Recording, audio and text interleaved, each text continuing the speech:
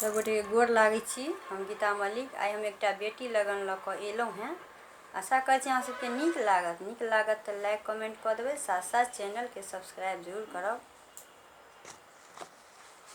धीरे बहू गंगा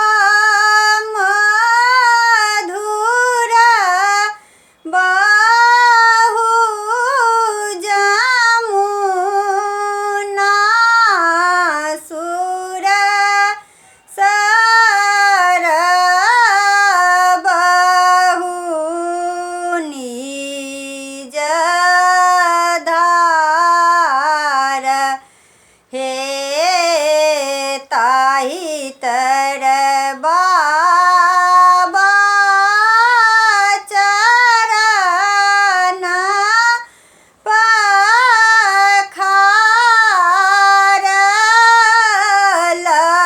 ललिया बाबा धर्म का नाम हे कौन ग्रहण बाबा दीन काहे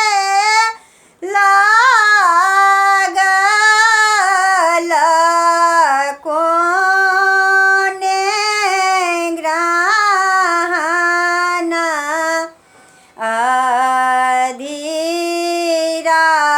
अधीराती है कौन ग्रहण बाबा मरबही लागल सूरजहि भेल इजोत हे सूरज ग्रहण बाबा दीन काहे लागल चंद्र ग्रहण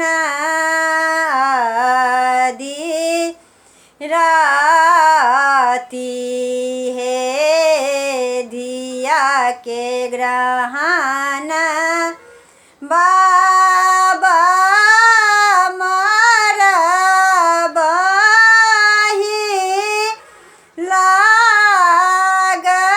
लागल कखन होएत उग्रास हे भेल बियाह परल सिरा सिंदूर धिया लिया अंगूरी लगाई हे धीरे बहू गंगा मधुर